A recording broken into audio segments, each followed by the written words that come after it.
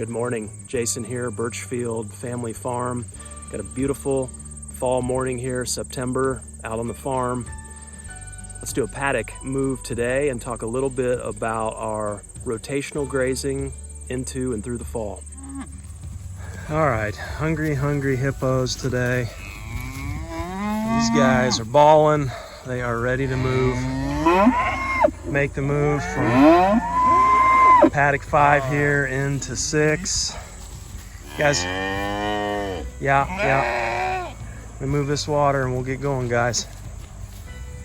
All right, just showing a video here of paddock 6, what we're getting ready to run into. You see, we've got some pretty decent growth here. It's nothing great. You can see we've got a lot of the violet flowers. That's chicory.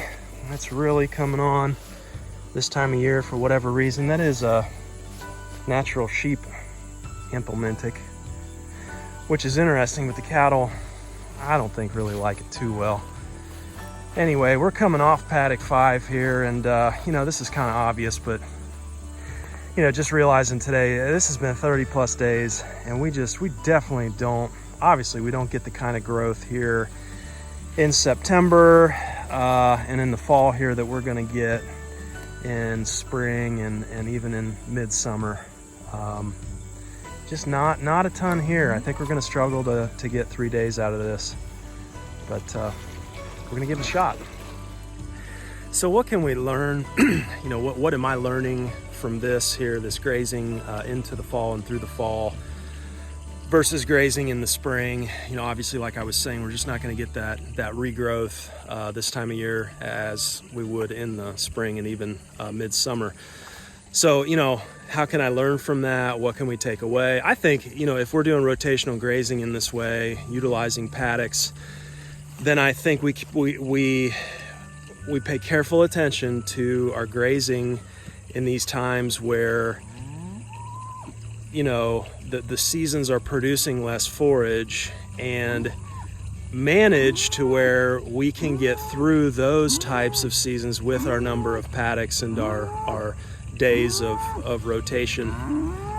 I know we're gonna move here soon, buddy, and I think then if you've got that covered to where you can get by in these seasons where the grass is not as prolific, not as growing as well, then in the times like early spring where we've got grass, we don't even know what to do with it, then find another use for some of those paddocks that are just growing grass like crazy in the spring.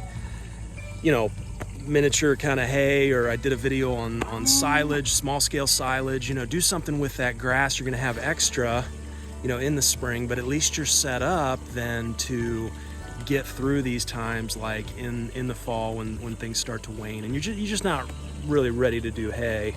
I think that's the lesson I'm taking away. So we will probably add a few more paddocks for next season, potentially reduce that that 3-day rotation down to a 2-day. I think that'd be beneficial. It would cut down on our hay usage, especially this time of year.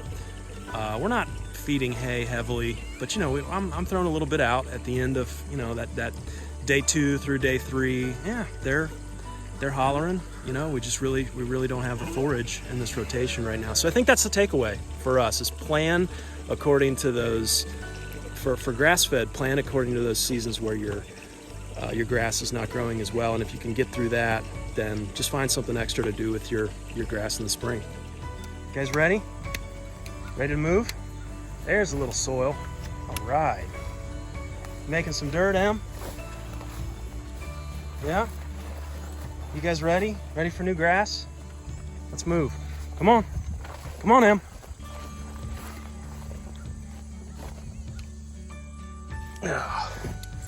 There we go. Come on.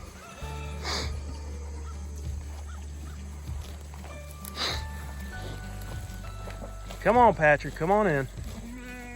Come on, Em. There we go. There's the good stuff.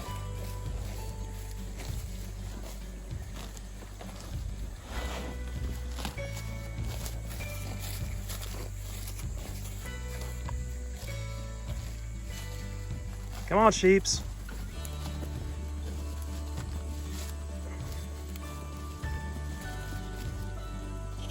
Come on, come on. Come on, you're okay, come on.